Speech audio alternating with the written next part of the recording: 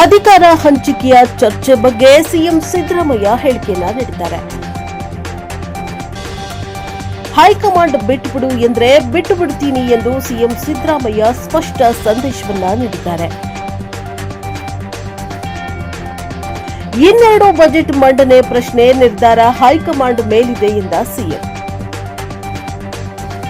ಮೈಸೂರಿನಲ್ಲಿ ಸಿಎಂ ಅಚ್ಚರಿಯ ಹೇಳಿಕೆಯನ್ನ ನೀಡಿದ್ದಾರೆ. ಅಧಿಕಾರ ಮುಂದುವರಿಸುವ ಬಗ್ಗೆ ಸಿಎಂ ಕುತೂಹಲದ ಮಾತುಗಳನ್ನ ಹೇಳಿದ್ದಾರೆ.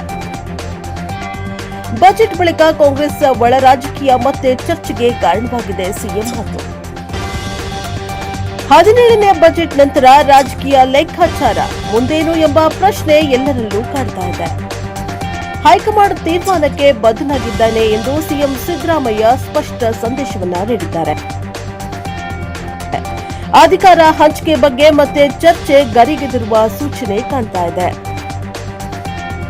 ಸಿಎಂ ಹೇಳಿಕೆ ರಾಜ್ಯ ರಾಜಕೀಯದಲ್ಲಿ ಹೊಸ ಚರ್ಚೆಗೆ ನಾಂದಿಯನ್ನ ಹಾಡುವ ರೀತಿ ಇದೆ.